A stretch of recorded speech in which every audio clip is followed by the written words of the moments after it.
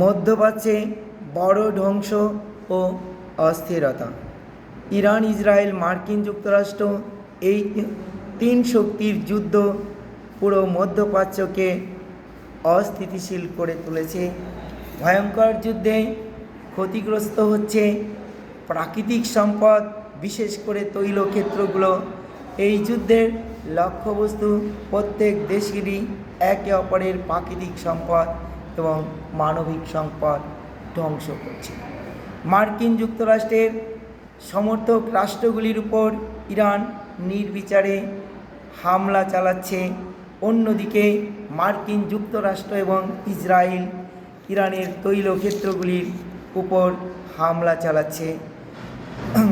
সমগ্র বিশ্বের অর্থনীতির প্রাণকেন্দ্র হরমুজ প্রণালী ইরান বন্ধ করে রেখেছে। ফলে সমগ্র বিশ্বে তেলের দাম হু করে বেড়ে চলেছে। ইতিমধ্যে ভারতে গ্যাসের দাম বেড়েছে সিলিন্ডার প্রতি 60 টাকা করে। এই যুদ্ধ বন্ধ না হলে কোথায় গিয়ে দাঁড়াবে ঠিক নেই। আর বিশ্বযুদ্ধের ঝুঁকি। এই সংঘাত চলতে থাকলে বিশ্বের বড় বড় শক্তিগুলো জড়িয়ে পড়তে পারে, যেমন রাশিয়া ও চীন। তাহলে এটি ধীরে ধীরে তৃতীয় বিশ্বযুদ্ধের দিকে যেতে পারে।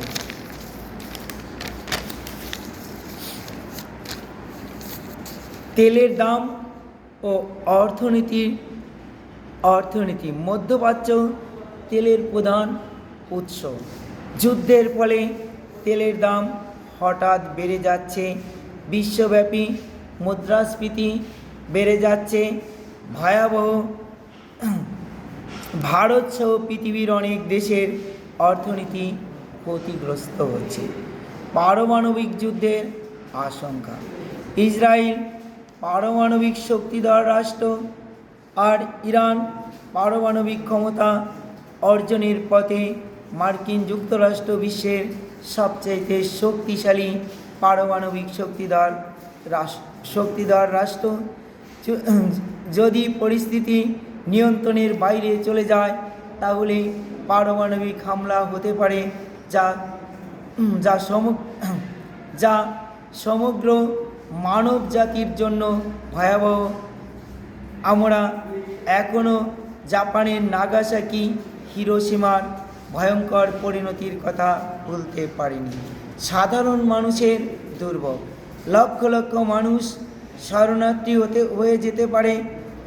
খাদ্য, পানীয়, চিকিৎসার সংকট দেখা দেবে। ব্যাপক প্রাণহানিও হবে।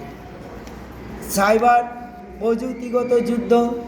এখন যুদ্ধে শুধু অস্ত্র নয়, সাইবার আক্রমণ, বিদ্যুৎ ব্যবস্থা নষ্ট করে ইন্টারনেট বন্ধ করে দেওয়া এসবও বড় ভূমিকা নেয়। আর সংক্ষেপে, এই ধরনের যুদ্ধ হলে শুধু এই তিনটি দেশ নয়, পুরো বিশ্বই ক্ষতিগ্রস্ত হবে অর্থনীতি, নিরাপত্তা, মানবিক সম্পদের দিক থেকে। তাই বিশ্বের জোট নিরপেক্ষ রাষ্ট্রগুলির কাছে, নেতাদের কাছে আমার আবেদন, যাতে আলাপ আলোচনার মাধ্যমে এই ভয়ঙ্কর যুদ্ধ বন্ধ করা যায়, তার জন্য সব সচেষ্ট হন। নমস্কার।